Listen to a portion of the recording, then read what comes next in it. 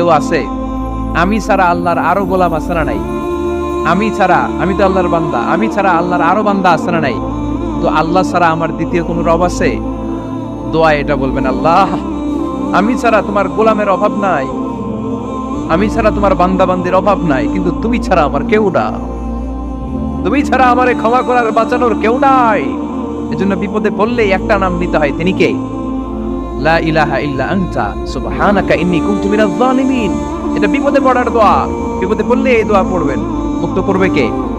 মাছের পেট থেকে সাইয়েদনা ইউনূস আলাইহিস সালামকে বাঁচালেন কে? আমাদের দেশে এটা শুধু ওই যে বজ্রপাত পড়লে পড়ে, তাই না? কি গায়? ঠেড়া ঠাড়া ঠাটা, বজ্রপাত শুদ্ধ বাংলায়। যে বজ্রপাত পড়লে পড়ে, আসলে শুধু বজ্রপাতের সময়ই না, যে কোনো বিপদ দেখলেই কি পড়বেন? লা ইলাহা ইল্লা আনতা সুবহানাকা ইন্নী কুনতু মিনাজ জালিমিন। ৭১ সালে পাক হানাদার বাহিনী এদেশের মানুষদের উপর অনেক অত্যাচার করেছিল। বেশি করেছিল আমাদের হিন্দু ভাইদের উপর। মুসলমান হলে ছেড়ে দিত, হিন্দু হইলে গুলি মারত।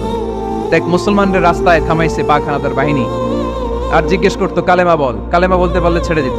মাথার মধ্যে বন্দুক ঠেকায় একজনের বলে সালে কালেমা বাতা, মুসলিম আর হিন্দু, আমি মুসলমান, সালে কালেমা বাতা, তাহলে কালেমা বল।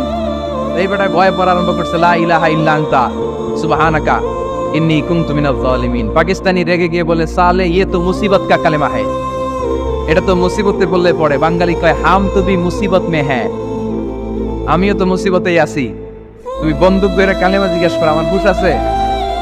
আমি বেহুশ, আমি ডরে কি পড়তেছি আমি নিজেও জানি না। তো এটা হচ্ছে মুসিবত কা কালেমা।